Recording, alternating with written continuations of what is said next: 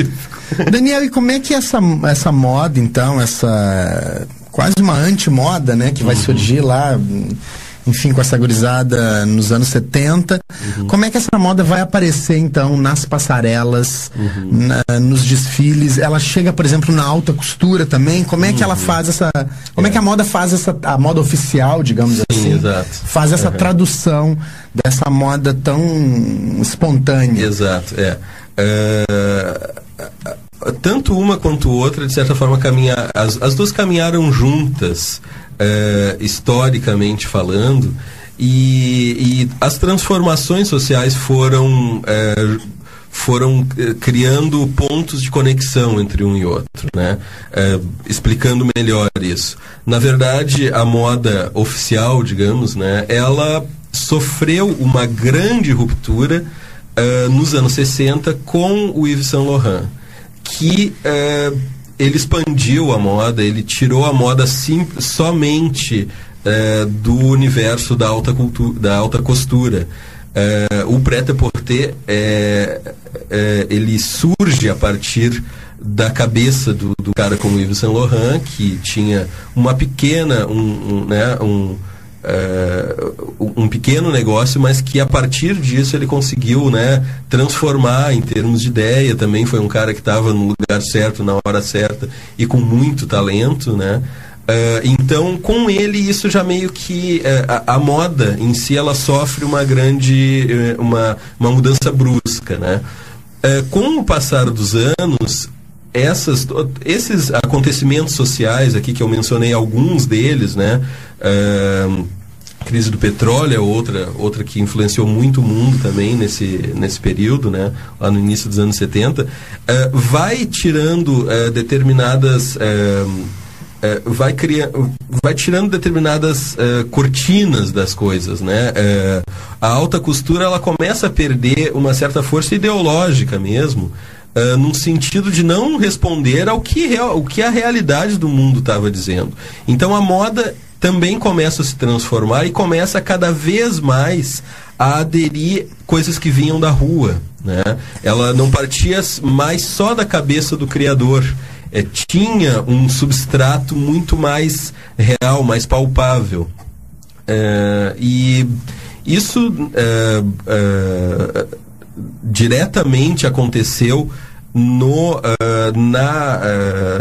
na moda da Vivienne Westwood. Isso já lá no final dos anos 70, né? Já percorrido um bom pedaço do movimento punk, que de certa forma acabou mais ou menos quando a moda oficial começou, uma coisa um tanto até aparentemente né, díspare, né? Mas é mais ou menos isso que aconteceu, né? O Sex Pistols termina um ano antes da Vivienne Westwood fazer realmente uma coleção em passarela que oficialmente trazia elementos do punk, e depois disso veio toda uma galera que já que eram jovens estilistas, que já começaram também a aderir a isso. E o Jean Paul Gaultier é outro cara que é muito importante nessa linha, né? Ele é outro que trouxe o piercing, trouxe a tatuagem, trouxe os rasgos, né? Toda uma série de simbologias que o punk já tinha, né? Ele, né, também transformou isso na arte dele, né? E que outro estilista você poderia citar, assim, como um estilista que usou esses elementos do punk na construção? Sim, o Alexander McQueen é um outro cara que era bastante, assim, tinha uma pegada muito grande nisso. De certa forma, o punk, ele está muito diluído dentro da moda. Isso chega até a ser um pouco difícil eu te dizer qual outro que... Por exemplo, se a gente for pegar, fica obviamente evidente que a Cavaleira é uma marca que tem tem essa cara, né? Mas mais do que isso, eu vou um pouco mais adiante, é justamente isso que o livro tenta de certa forma trazer. É que os elementos do punk se diluíram muito. Houve um casamento tão forte entre esse movimento não era nem esquerdista, era um movimento nihilista, né? Eles viam totalmente contrário ao capitalismo, com a moda, que é a própria a própria concretização disso, né, do capitalismo em si. E por conta desses movimentos sociais, dessas aspirações, tanto de dentro quanto de fora, né, tanto de demanda quanto de procura, né, houve um casamento muito evidente. E no momento que o punk se diluiu como movimento, esses elementos de moda acabaram se tornando coisas assim de uso dos estilistas.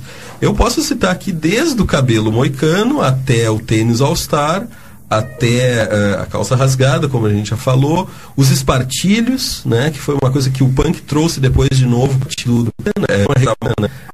enfim, toda a coisa de taxas e piercings, tatuagens, de uma forma mais agressiva, né? Muito couro, né? O uso do couro. Coturno, outra coisa, que hoje em dia existem vários calçados femininos, masculinos, que são inspirados em coturnos militares, né? Uhum. Mas já é tão comum hoje se ver que não, né?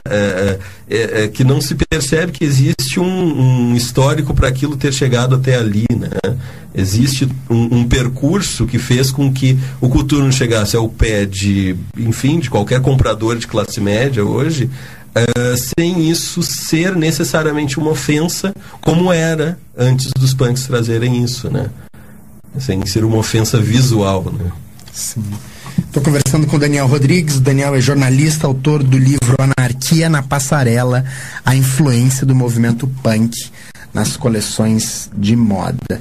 E aqui no Brasil, Daniel, qual vai ser a primeira marca, primeiro estilista que vai trazer esse imaginário punk assim bem forte para a passarela? Uhum. Aqui no Brasil, eu trago na obra uma coleção que eu até analiso ela com um pouco mais de afinco, que foi a Vidibula, a mineira, né, a marca mineira Vidibula, que já vinha trabalhando com isso desde quando surgiu, anos 80, mas que vira e mexe trazia esses elementos de uma forma mais forte ou não, até que em determinada coleção dos anos 90 eles realmente radicalizaram. E eu acho que a Vidibula é bastante marcante, né, com relação a isso. Veio antes da Cavaleira, por exemplo, né, que de certa forma abriu caminho para para essa onda que vinha, né, já das coleções estrangeiras, né, principalmente de Londres, né, que sempre foi muito mais alternativa, né, mas eu daria como a Vidibula assim uma marca bastante importante nessa caminhada assim do que teve. Daí obviamente que o Brasil tem um outro percurso aí. A partir do momento que ocorreu a abertura de mercado do Brasil, ali no início dos anos 90, com a era Collor e tal, o Brasil se abriu para tudo que existia de disponível lá fora, sem um histórico precedente, né? Então as coisas entraram meio que entrando aqui, né? Então se junta um pouco as duas coisas, né? Porque daí, a partir desse momento, vieram as grifes estrangeiras para cá, já com essas ideias mais bem elaboradas, mais homogêneas, né, dentro das suas formas de criar. Porém, a marca Vidibula, eu acho que tem uma importância dentro do contexto brasileiro, até para uma melhor aceitação de quando isso passou a se tornar mais comum, né, dentro do mercado de moda brasileiro. Legal. Conversei com Daniel Rodrigues, autor de Anarquia na Passarela, influência do movimento punk nas coleções de moda. Daniel, o livro está nas melhores casas do ramo, é isso, o pessoal se interessou e quiser comprar? Exatamente. Livraria Cultura, Livraria Saraiva, Palavraria, Banca da República, enfim, quem quiser, do Rio de Janeiro, se o pessoal quiser encontrar, tá na Travessa, então, né, a rádio online aí vai para tudo que é lugar, então, né. Isso aí mesmo, tá disponível.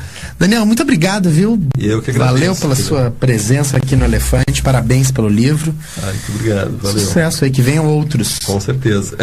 São 3h24, já que a gente falou de punk, ora bolas, ouviremo-lo.